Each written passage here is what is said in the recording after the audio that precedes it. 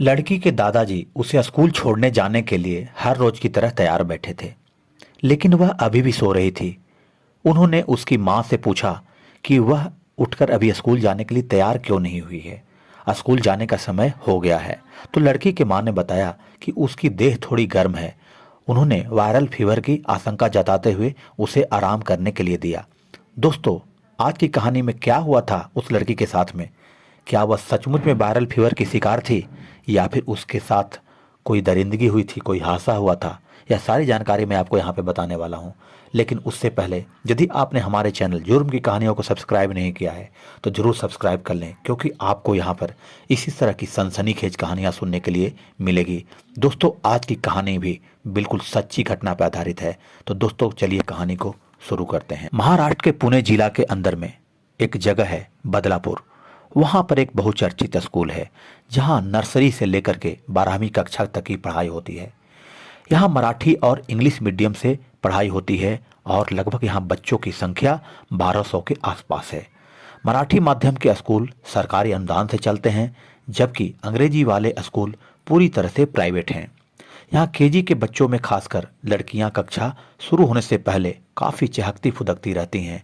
उनकी हंसी और मीठी मीठी बातें स्कूल के बरामदे, कक्षाएं और खेल कूद के लगे झूलों आदि पर गूंजती रहती है। यह सब प्रार्थना शुरू होने से पहले कुछ समय तक चलता रहता है। फिर लंच के समय भी ऐसा माहौल बन जाता है। बाकी समय में क्लासें चलती हैं। इस दौरान बच्चों के लिए एक कोने में बने टॉयलेट के पास भी उनका लगातार आना जाना लगा रहता है। उनको अक्सर दरवाजे की कुंडी खोलने और बंद करने में मुश्किल आती है, क्योंकि उनकी हाइट कम होती है। वे अपने कद के मुताबिक वॉश बेसिन तक नहीं पहुंच पाते। उनकी मदद और टॉयलेट की साफ सफाई के लिए कुछ कर्मचारी नियुक्त किए गए हैं। उन्हीं में से 24 साल का अक्षय शिंदे भी था, जो कि 1 अगस्त से नौकरी पर लगा था। इस तरह से कई बार टॉयलेट की कुंडी भीतर से बंद नहीं हो पाती थी। शिंदे भीड़े हुए दरवाजे पर खड़ा हो जाता था ताकि उसके रहते दूसरा कोई दरवाजा न खोल दे। इस क्रम में कई बार दरवाजे से कुछ खुले हिस्से से स्कर्ट के नीचे अर्धनग्न लड़की दिख जाती थी। यह सब विवाहित अक्षय की दिनचर्या का मजेदार हिस्सा बन चुका था। उसकी नजर बच्चियों पर घूरने लगी थी। खुराफाती दिमाग में वासना की आग से सुलग चुकी थी। वह वैसे मौके की तलाश में रहने लगा था जब कोई बच्ची एकांत में मिल जाए।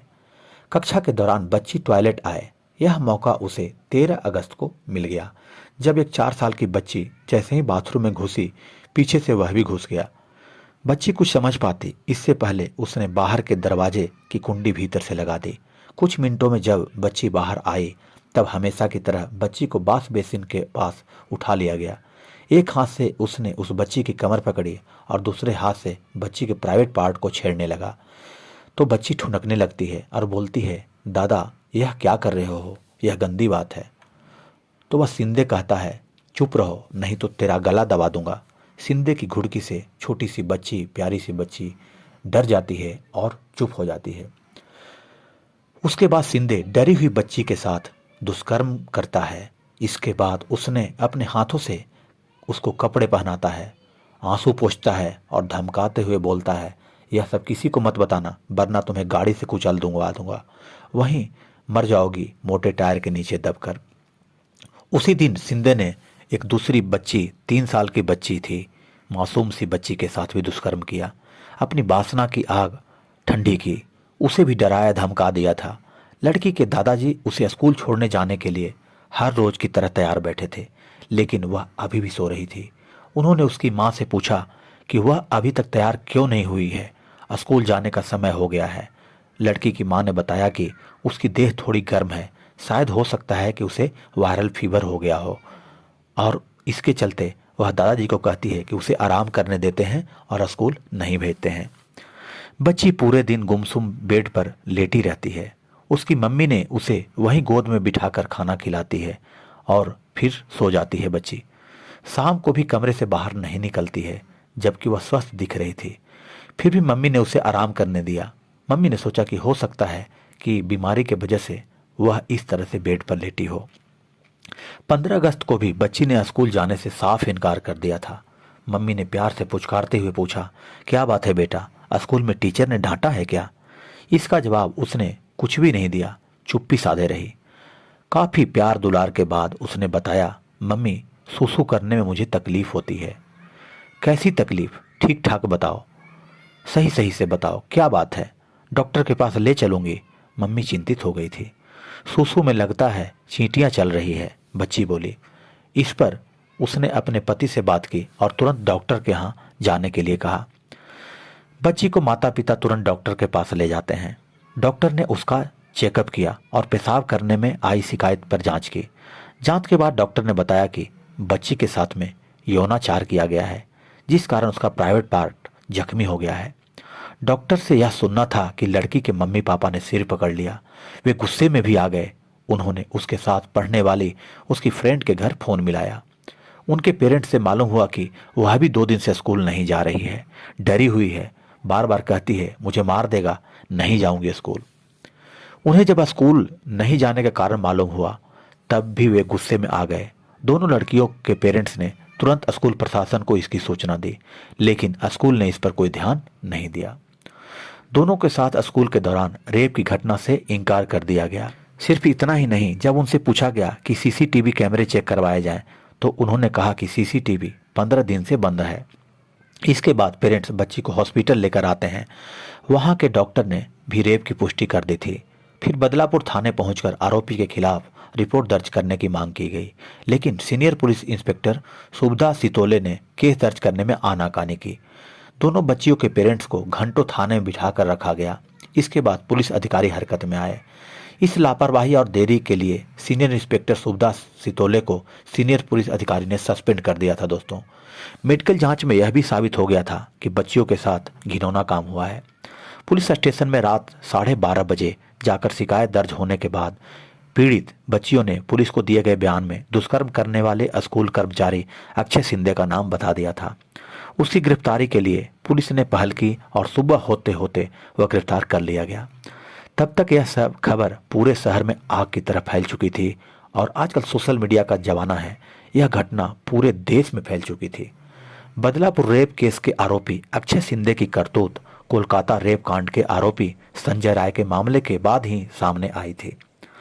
कोलकाता रेप कांड का लोग पहले से ही गुस्सा कर रहे थे और अपना धरना प्रदर्शन कर रहे थे। पूरे देश में जगह जगह विरोध प्रदर्शन शुरू हो रखा था। उन्हीं दिनों इस घटना ने आंदोलन की आग में और घी का काम किया और लोग सड़कों पर उतर आए। आंदोलनकारी बदलापुर स्टेशन पर रेलवे ट्रैक पर विरोध जताने लगे। ट्रेन की आवाजाही बंद हो गई थी। विरोध प्रदर्शन के कारण मुंबई सूरत वंदे भारत, पुणे दुरंतो और अन्य प्रमुख ट्रेनों सहित कई लंबी दूरी के ट्रेनों के मार्ग भी बदलने पड़ गए थे और पूरा जनजीवन अस्त व्यस्त हो गया था। इसके साथ ही इंटरनेट भी बंद कर दिया गया था। साथ ही स्कूलों में तोड़फोड़ की घटना भी शुरू हो गई थी। आरोपी अक्षय सिंधे के घर पर भी हंगामा हुआ, तोड़फोड़ हुई। लोग इस घटना पर आक्रोश व्यक्त करने और आरोपी को कड़ी सजा दिलाने की मांग करने लगे। महाराष्ट्र के तत्कालीन मुख्यमंत्री एकनाथ शिंदे ने मामले की उच्च स्तरीय जांच के आदेश दिए। उन्होंने विशेष जांच दल एसआईटी का भी गठन करने का आदेश दिया। वरिष्ठ वकील उज्ज्वल निकम को विशेष सरकारी वकील नियुक्त किया गया। सरकार ने आश्वासन दिया कि मामले की सुनवाई फास्ट ट्रैक कोर्ट में होगी। शिंदे के खिलाफ पॉक्सो कानून के तहत मामला दर्ज किया गया। आरोपी शिंदे को लगातार कड़ी पूछताछ पुलिस सुरक्षा के बीच मजिस्ट्रेट के सामने पेश किया गया। शिंदे से पूछताछ के सिलसिले में चौंकाने वाली घटना सामने आई। उसकी करतूतों की भी पोल खुलती चली गई। पता चला कि उसने 3 शादियां की थी, लेकिन तीनों पत्नियां उसे छोड़कर जा चुकी थी। अक्षय शिंदे ने अपना जुर्म भी कबूल कर लिया था। उसके वीडियो को पुलिस को कोर्ट में पेश करना था। वह स्कूल में साफ सफाई कर्मचारी के तौर पर काम करता था। इस मामले में पहले तो स्कूल प्रशासन ने भी घटना से इनकार किया था। पुलिस की तरह ही स्कूल के प्रिंसिपल तक ने वारदात की गंभीरता को नहीं समझा था। जब पुलिस में मामला दर्ज हो गया, स्कूल प्रशासन ने भी आनन फानन में सख्त कदम उठाए और स्कूल के प्रिंसिपल, क्लास टीचर और एक महिला कर्मी को सस्पेंड कर दिया था। स्कूल के ट्रस्टी फरार हो गए थे, जिनकी अक्टूबर में गिरफ्तारी हो गई। हालांकि वे बचने के लिए 2-3 महीने में अपना ठिकाना बदलते रहे। उन्होंने अपने फ़ोन बंद कर लिए। इसके अलावा 1.5 महीने तक फरार रहने के बाद उन्होंने एक बार भी अपने घर वालों से संपर्क नहीं किया। मामले की जांच कर रही स्पेशल इन्वेस्टिगेशन टीम एसआईटी को पूछताछ के दौरान स्कूल ट्रस्टी उदय कोतवाल और तुषार आप्टे ने बताया कि उनसे बहुत बड़ी गलती हो गई थी। दोनों ही इस वारदात की खबर फैलने के बाद बेहद घबरा गए थे और जनता के आक्रोश के डर से भागते फिर रहे थे। इसकी सुनवाई बॉम्बे हाई कोर्ट में चल रही थी। हाई कोर्ट ने स्वतः संज्ञान लिया था और मामले की गंभीरता को देखते हुए सुनवाई कर रही थी, जबकि आरोपी अक्षय शिंदे पुणे की तलोजा जेल में बंद था। हाईकोर्ट के न्यायाधीश रेवती मोहिते डेरे और पृथ्वीराज चौहान की पीठ ने सुनवाई के दौरान स्कूल प्रशासन को भी जबरदस्त फटकार लगाने के लिए कहा था और कहा था कि स्कूल भी सुरक्षित नहीं है, 4 साल की बच्ची को भी नहीं बख्शा जा रहा है। सुनवाई में कोर्ट ने कई सवाल पूछे। पीठ ने आरोपी की गिरफ्तारी और सवाल किया कि क्या 164 के तहत बयान रिकॉर्ड किया गया है। इसी के साथ ही सुनवाई में न्यायाधीश ने यह भी पूछा था कि क्या पॉक्सो एक्ट के तहत एक्शन हुआ या नहीं, जिसका जवाब देते हुए सरकारी वकील सराफ ने बताया कि महिला ऑफिसर की मौजूदगी में केस रजिस्टर किया जा चुका है। इसके बाद अदालत ने इस केस में डायरी और एफआईआर मांगी जिसमें बच्चियों के बयान दर्ज किए गए हों, लेकिन जब जज महोदय को मालूम हुआ कि बयान 164 के तहत रजिस्टर नहीं किया गया है और पॉक्सो एक्ट के तहत स्कूल में कोई एक्शन नहीं लिया गया है, तब स्कूल प्रशासन को फटकार लगाई गई। साथ ही स्पेशल इन्वेस्टिगेशन टीम को जल्द से जल्द कार्रवाई करने के आदेश जारी किए गए। पुलिस को फटकार लगाते हुए जज ने कहा था कि जब एफआईआर में यह लिखवाया गया है कि स्कूल को इस मामले की जानकारी दी गई थी, तब पुलिस को स्कूल पर ही पहले एक्शन लेना चाहिए था। कोर्ट ने इस पर भी आपत्ति जताई थी कि 2 पीड़ितों में से सिर्फ एक के बयान ही क्यों दर्ज किए गए। क्या अधिकारियों ने सीआरपीसी की धारा 173 के तहत अनिवार्य रूप से पीड़ितों के बयान दर्ज किए। कोर्ट ने एडवोकेट सराफ से अगली तारीख पर यह बताने को कहा कि उनके बयान दर्ज करने में देरी क्यों हुई। कोर्ट ने कहा कि यह बहुत गंभीर अपराध है, 2 बच्चियों के साथ यौन उत्पीड़न हुआ, पुलिस मामले को गंभीरता से क्यों नहीं लेती। कोर्ट ने पीड़ितों की उम्र पूछी, जिस पर सराफ ने बताया कि एक बच्ची 4 साल की और दूसरी बच्ची 3 साल की है। कोर्ट ने कहा कि यह सबसे बुरा है। कोर्ट ने कहा कि न केवल एफआईआर दर्ज करने में देरी हुई है, बल्कि स्कूल से संबंधित अधिकारियों ने शिकायत भी दर्ज नहीं की है। यह एफआईआर कॉपी से स्पष्ट हो जाता है। कोर्ट ने पूछा कि क्या बच्चियों की काउंसलिंग की जा रही है। पीड़ित बच्चियों के साथ जो हुआ, हम इस तथ्य को नज़रअंदाज नहीं कर सकते। हम जानना चाहते हैं कि राज्य ने पीड़ित बच्चियों की काउंसलिंग के लिए क्या किया। कोर्ट ने कहा कि धारा 161 के बयानों के तहत दूसरी बच्ची के पिता के हस्ताक्षर क्यों लिए गए। कोर्ट ने आगे कहा कि हम यह जानकर आश्चर्यचकित हैं कि बदलापुर पुलिस ने दूसरे पीड़ित के परिवार के बयान दर्ज क्यों नहीं किए। हमारे स्वतः संज्ञान लेने के बाद ही पुलिस ने दूसरी पीड़िता के पिता के बयान दर्ज किए, यह भी आधी रात के बाद में। कोर्ट ने कहा कि हम उम्मीद करते हैं कि आपने केवल पीड़ित बच्चियों के बल्कि उनके परिवारों के भी बयान सीआरपीसी की धारा 164 के तहत दर्ज करेंगे। कोर्ट ने कहा कि अगली तारीख तक उन्हें केस की फाइल देखनी है कि पुलिस ने क्या जांच की है। इधर कोर्ट में सुनवाई चल रही थी, उधर बदलापुर में बवाल बढ़ता जा रहा था। महाविकास अघाड़ी ने 24 अगस्त को महाराष्ट्र बंद का ऐलान कर दिया था। महाराष्ट्र में महिलाओं पर बढ़ते अत्याचार, रेप की घटनाओं और सरकार की असंवेदनशीलता का आरोप लगाते हुए महाविकास अघाड़ी सरकार पर हमलावर बनी हुई थी। बदलापुर रेलवे स्टेशन पर 300 प्रदर्शनकारियों के खिलाफ मामला दर्ज किया गया था। 7 से ज़्यादा लोगों को अरेस्ट भी किया गया था। आरोपी के मजिस्ट्रेट के सामने सुनवाई पूरी सुरक्षा में हो रही थी। क्राइम ब्रांच के अधिकारी 23 सितंबर 2024 की शाम 5:30 बजे जेल से आरोपी अक्षय शिंदे को हिरासत में लेने के बाद तलोजा जेल से निकले थे। शाम करीब 6:30 बजे पुलिस की टीम जब मुंबई बांद्रा के पास पहुंची तो अक्षय ने कथित तौर पर एक कांस्टेबल से हथियार छीन लिया और गोली चलाने लगा। इसके जवाब में पुलिस ने भी फायरिंग कर दी। इसमें वो बुरी तरह से घायल हो गया और घटना स्थल पर ही उसकी मौत हो गई। इस तरह से बदलापुर रेप केस के मुख्य आरोपी की पुलिस इनकाउंटर में मौत हो गई। हालांकि खून से लथपथ आरोपी को अस्पताल में भर्ती कराया गया था, जहां डॉक्टरों ने उसे मृत घोषित कर दिया था। दोस्तों, हमारा कहानी सुनाने का उद्देश्य यह नहीं है कि किसी की भावनाओं को ठेस पहुंचाया जाए। हमारा कहानी सुनाने का यही उद्देश्य होता है कि समाज में हो रही घटनाओं से आप सजग रहें और सचेष्ट रहें। दोस्तों, आज के लिए बस इतना ही। मिलते हैं अगले एपिसोड में। तब तक के लिए सजग रहें, सुरक्षित रहें। धन्यवाद।